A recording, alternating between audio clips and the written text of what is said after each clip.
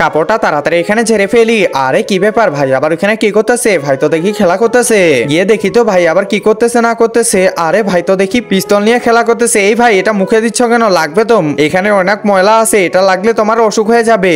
আরে মা, আরে তুই তোর ভাইয়ের কাছ থেকে ওইভাবে কেড়ে নিলি কেন? বেশি পাকনামি তোকে কে করতে বলছে? আরে মা, আমি তো ভালোর জন্য বলতেছিলাম। আরে ভাইও দেখি অনেক খুশি, আমি তো সবার ভালোর জন্যই ওইটা করতেছিলাম, না হলে আমার কি দরকার ছিল? এই যে না ছোট, তুই পানি খেয়ে এখানে খেলা কর, ঠিক আছে? আমি এখানে বসে এই ছোট গাড়িটা দিয়ে খেলা করি। আরে ছোট আবার কি করতেছে? আরে ছোট দেখি বাদাম মুখে নিচ্ছে, এটা তো গলায় আটকে যাবে। আরে ছোট বের কর বের কর। আরে রাজু আবার কি করতেছে? ওর মুখে আঙ্গুল ঢুকাইতেছে কেন? এই রাজু, কি শুরু করছিস তুই? সর এখান থেকে, বিয়াদব কোথাকার। একজন মা কতটা আপন হয়ে থাকে, যার মানেই তাকে জিজ্ঞাসা করে দেখো। তো দেখা যাক বন্ধুরা, এই মায়ের জন্য কে ভিডিওটিতে লাইক এন্ড সাবস্ক্রাইব করে। আর যারা মাকে ভালোবাসো না, তারা ভিডিওটি থেকে দূরে থাকো। তোর ভাই তো কিছু হয়ে যাবে, যা এখান থেকে। আরে আমি তো ভালোর জন্য করতেছিলাম, ওর মুখ থেকে তো আমি বাদামটা বের করলাম, না হলে গলায় আটকে যেত। ও রাজু, তাহলে এই ব্যাপার, সরি হ্যাঁ, কিছু মনে করিস না। আচ্ছা মা, ঠিক আছে। আরে রাজু, মন খারাপ করিস না, তুই তো আমার ছেলে আর এও আমার ছেলে। বন্ধুরা, কার কার ছোট ভাই আছে তা অবশ্যই কমেন্টে জানাও।